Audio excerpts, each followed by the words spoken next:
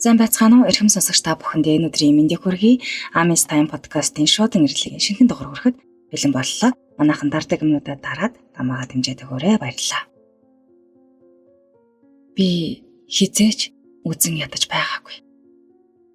Тэгс ингэс хийж амьдарч байгаад амьдралд яг хөлөө олох үе дээр эхнэр маань өөр хүнтэй болсон байсан. Би мэдсэн ч мдээгүй юм шиг царайлж гэр бүлээ сонгох байх гэд улам их хичээдэг байлаа. Намайг мдээгүй гэж боддог болохоор жижиг ямиг хүртэл маш том болгож хэрүүл уруул их гарна. Найз нөхөдтэйгээ уулзна, шоудна гэд гэрээсээ их гарна л та. Тэр найзууд нь танилцуулсан хүн болохоор найзуудтайгаа уулзахдаа заримдаа нөгөө хүнтэйгээ уулзна. Заримдаа найзуудаа сад хүрүүл салж яваад нөгөө хүнтэйгээ уулзчаад эсэг байж байгаад шүн хагасалж эрт ирнэ. Би найзуудаараа шоудж байгаад тэндээ хонлоо гэхэд тэр үед нь хүртэл үгүй гэж хэлж үзээгүй. Над чиг ихнэрээ найзуудтайгаа уулзлаа гэж худлаа яриад нууц амрагтайгаа уулзахаар явж байгааг нь мэдсээр ээж хүргэж өгөөд шүн дөлөөр очиж явдаг хүн байдаггүй байх л та. Гадуур гарсан үед нь хүүхдүүдээ унтуулж хаад гэрийнхээ цонхон дээр нүдээ ширхтэл хараад л зогсдог байж үлээ. Хотхны үүдээр туссан машины гэрэл бүрийг, орж гарч байгаа машин бүрийг, дугаарыг нь хүртэл харж тогтоож авна. Тийм байдалтай байхаар хүн үнэндээ сэтгцийн өөрчлөлттэй болчихдог юм билээ. Би буцаж уудаг болов. Гэхдээ хинтэй ч биш, гэртээ хүүхдүүдээ унтуулж хаад ганцаараа чимээгүй хүн. Басын харилцаанд хоёулаа төгс таардаг гэж ярилцдаг байсан ч улам илүү байх хэрэгтэй юм байна гэж бодоод жижиг сажиг хэрэглэл авч энэ тэр тушиж үзв.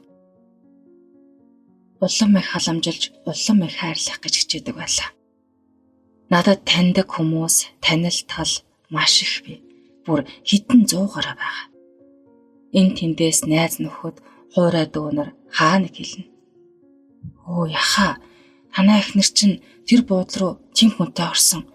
Тийм хүмүүстэй тийм газар явж байна лээ. Гэдэл. Би гэрээсээ ч гарах шаардлагагүй бүгдийг нь болоод мэдчихдэг бай.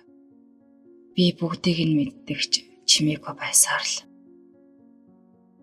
Эхнэр хохирогчийн дүр тоглож би найз нөхөд гэр бүлийнхнийхээ дунд муу нөхрийн дүртэй яваага мэддэг байлаа. Жаахан хардах айцхаар миний хувийн орон зайраа халтлаа гин. Ингээд хартаад байвал би мэрэгжлийн араар тавьж болоод өгч чадна шүү л гин. Яг үнэндээ өөрийгөө мэрэгжлийн араар тавиад байгаа гэж бодож байгаач би бүгдийг нь мэддэг байсан. Ийш тийш их явдаг ажил хийдэг байсны болоод гэртээ голцоо байхаар шийдэв. Гэрээс гарахаар л оройхон ууттай юм барьсан хүн ороод өглөөгөр гардаг гэдгийг ганц нэг найзууд надад хэлтгэл байсан юм. Ингээд асуудалтай амжирч хоёулаа салахт ирээд болов. Би ч бас салхийг шийдсэн ч хүүхдүүдтэй маш их хайртай бас эргээд гой сайхан болох байх гэсэн итгэл дуусаагүй байсан болохоор нууц амрагийнх нь тухай бүгдийг нь хэлв. Бид өөр нэг асуудлаас болоод буцаад нээсэн л дээ. Гэр бүлэрээ сайхан л байлаа. Ковид гээд бас би хэсэгтээ ажил хийж чадхааргүй болсон байсан болохоор үргэлж гэртээ. Орлого гэхээр юм байхгүй ч элбэг хангалуун биш ч гэсэн байгаа ямаараа хөөхөн гоё хоолыгээд идчихнэ. Хүүхдүүдтэйгээ үргэлж цагийг өнгөрөөнө. Тэгсэн ч хаяа да нөгөө хүнтэйгээ уулздаг гэдгийг нь би мэддэг. Угаасаа надад уулзгаа болно гэж хэлээгүй л дээ. Уучлаалдчихгүй гаагүй. Би буруу юм хийгээгүй л гэж хэлсэн. Байтал дээрдэхгүй юм байна гэдгийг мэддэг байсан болохоор амьдардаг газраа солиё гэж боддогч нэг шийдэж чадахгүйсэн юм. Харин нэг өдөр эхнэр өөрөө хойлоо ерн өөр газар амьдрээ. Энд байгаад байвал би эд нартай уулзаад ууж идээд яваад байх юм байна гэж хэлж байна. Үүнийг нь сонсоод удаан хичээсэн маань үр дүнгээ өгчтэй гэж их баярлсан. Тэгээд л удалгүй гэр бүлэрээ нүүлээ. Шинэ газар ирээд гэр авч хашаанд гарав. Тэр шийдвэр болгоныг би эхнэрээр гаргуулсан. Өөрөө шийдвэр гаргаад гэр бүлдээ илүү анхаарах гэж бодоод ажил төрөл хайж үзээд ганц нэг юм хийж үзв. Өглөө гараад шөнө орж ирэхээр хүүхдүүддээ цаг гаргасангүйгээд байсан болохоор гарчихлаа. Хажуугаар нь халтур энтер хичээж үзлээ. Тэгээд ч ихнэр олон жил ажил хийгээгүй гэртээ хүүхдүүдэд хардаг байсан болохоор дуртай юмаа хийж хамт олонтой болог өөрийн гэсэн орлоготой болог гэж боддог байсан. Хамт олон гэдэг ямар сайхан ажилтай хүн өөртөө ямар ихтэй зоригтой байдаг билээ дээ. Бид хоёр хин сайн аав, сайн ээж гэж боддог. Харин өөрийгөө би сайн хань байсан эсэхтэй эргэлздэг. Нийлээд эхний 2-3 жил гэр бүлээр яаж амьдрахаа ойлгоогүй байсан ч юм уу. Хаяа найзтайгаа уулздаг л байсан. Тийм үедээ хөвчлэн дуусгаж байж л ирнэ. Өөрөөр голдов. Миний санахаар жилдээ 8-аас 12 орчим удаа хаа та. Гэхдээ хизээч ихнэрийн араар нь тавьж хуурч байгаагүй. Угаасаа хуурэж гэх бодол байдаггүй л дээ. Эмэгтэй хүмүүс хүртэл эр хүний чинь хувьд ойртыг гэж хэлж л байсан. Энийг эдлэнгүрдэг байв. Гэртээ байгаа үедээ гэрийнхээ ажлыг аль болох бүгдийг нь өөрөө хийнэ. Ядарч байгаа байх гээд аль болох амраах гэж хичээнэ. Хүүхдүүдээ өөрөө хичээл цэцэрлэгт нь зөөж авна. Толгойд бол эхнэрийн маань аман цангаж байгаа болов ядарч байгаа болов бүлэн өвдөж байгаа да. Толгойд нүгдээд ах шиг байсан гээд барьж өгнө. Буян ихтэй болохоор байнга барьсаар агаад буянгаа олсон. Одоо ийм амттай мэдмээр байгаа байх гэж бодоод жижигхэн хямдхан ч хамаагүй юм аваад л орно. Тэр болгонд баярлаа хараа гэд эрхэлдэг болохоор бийж тэрнээс нэг урам авдаг байлаа. Явандаа ер нь гэр бүл хамгийн чухал юм байна гэдгийг ойлгоод архитаар суухаа болоод ажил гэр хоёртоо л анхаардаг болсноос хойш ажлын карьерч өссөн. Ингээд гэр оронж өөдөл дэвшилж байхад эхнэрийн асуудал их ясан дээ. Би буцаад л уусан. Нэг удаа ихтэрээ алгадаж, нэг удаа уцыг нь булаацалтад зурлалцсан. Нэг удаа бас яа гэж хэлсэн. Болохгүй гэдгийг нь мэдэж байсан ч тэр үед надад үүнээс илүү ухаан гараагүй болохоор дотор буглаж өдрөөр намайг дотроос идэж байгаа зүйл маань тэгсэж гарсан баг. Бас нөхцөл байдал тухайн үед ямар байсныг мэдэх болохоор шудраг байх үүднээс хизээч өөрийгөө буруутгахгүй. Тухайн үедээ маш их уучлал гуйж дараа нь маш их харамссан ч өөрийгөө буруутгахгүй. За энэ ч яах вэ? Шинэ газар ирээд бүхний шинээр эхлэн гоё байна гэж бодсон ч тийм ч амар байгаагүй. Манайхыг хаанаас нь чарсан гаж жаргалтай гэр бүл. Хүүхдүүд нь жаргалтай, аав ээжтэй эрхлээд л биетэй халамжтай. Гэхдээ хосын харилцааны хувьд бол бараг л байхгүй адил. Сүүлийн 2 жил нийлээд бараг 10 удаа л ойрцсон баг. Өмнөх шигээ тухтай тавин бүрэн гүйцэтгэж биш. Өвдөөд байна, дургу байна гэд хальт хийсэн болоод л орхино. Үнэхээр л өвдөд байгаа юм шиг болохоор нь би хүчилдэггүй байсан юм. Өмнө нь бол илүү итгэвтэй байсан гэхүү дээ.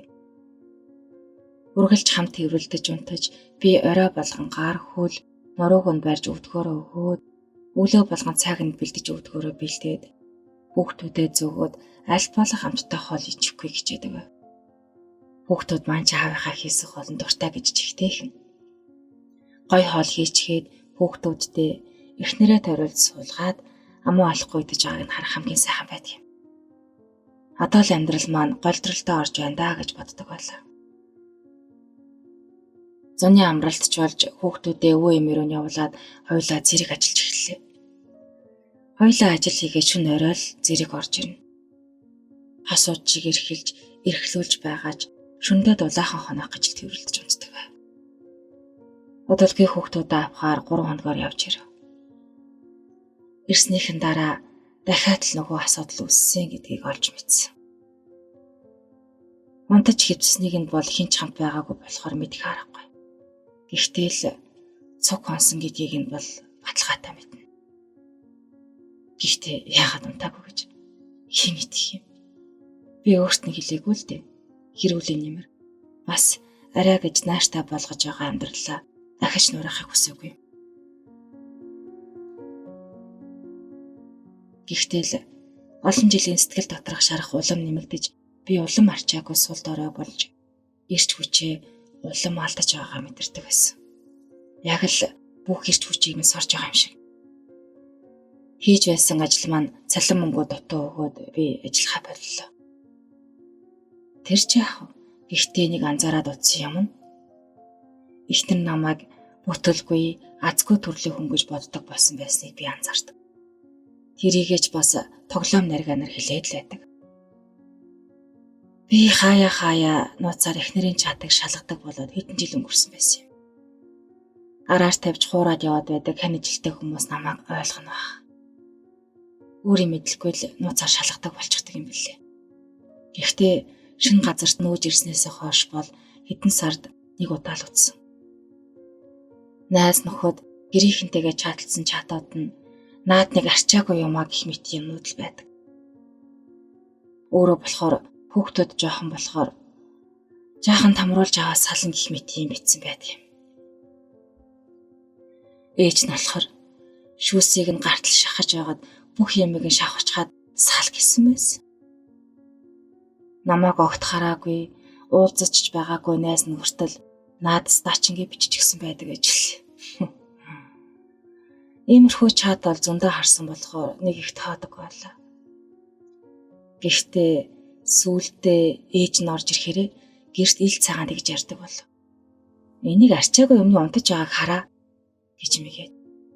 Шууд нүүрэн дээр хэлэхгүй ч гэсэн тиймэрхүү маягаар л хэлнэ. Би их сэргийг унтдаг болохоор гэр бүлийн биш хүн ярихаар сэрчдэг юм л та.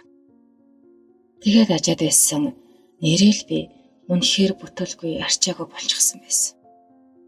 Яаж ч хичээгээд зорьсон ажил заавал бүтлгүүднэ. Ер нь л бүтэлтэй юм болдоггүй байлаа. Гэхдээ намайг урд нь мэдэх баг бүх л хүн хэлэх баха та. Ямар ч юмны ивийг хурдан олдог, том ажлуудыг маш хурдан амжилттай дуусгаж чаддаг гэдгийг. Хин хүний итгэл хүлээсэн тийм л хүн. Тийм ч болохоор олон хүн таниана. Бүгд л ам сайтай байдаг. Харин сүүлийн хэдэн жил би арчаагаа алдаж унаж босож явахдаа хэд хэдэн хүний итгэлийг баг гэлтгүй алдсан. Тэрийг ч өөрөө мэддэг юм. За яах вэ? Эр хүний замын хүзуурт санаж явхад ач хариулах өдөр ирнэ гэж бодоод л явдаг болов. Сэтгэл готролд гүн орсон гэдгээ ч мэдэж байсан.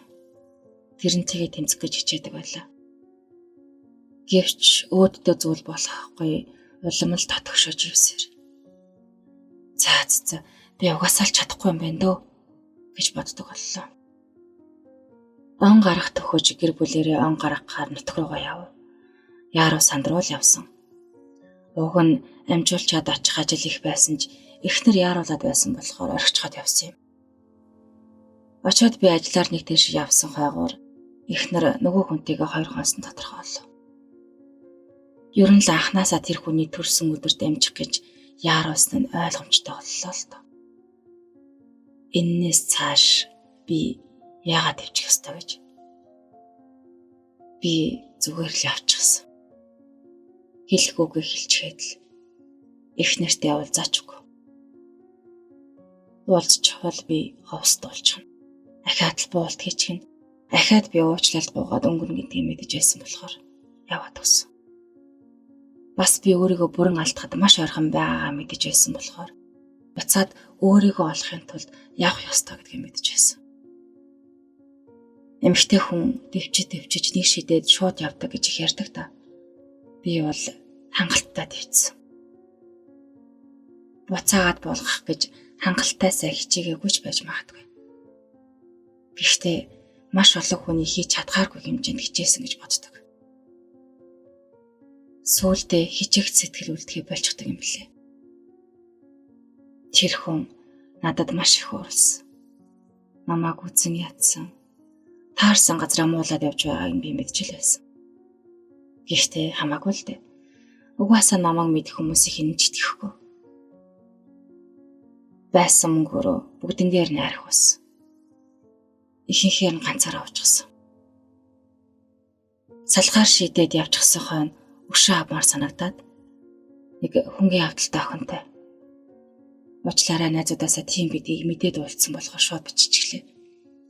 танилцаад буудалд ороод хин лөгөө тэмүүлж эхэлсэн. Хамгийн инээдтэй нь яагаад ч буруу зүйл хийж байгаа юм шиг санагдаад чадаагүй.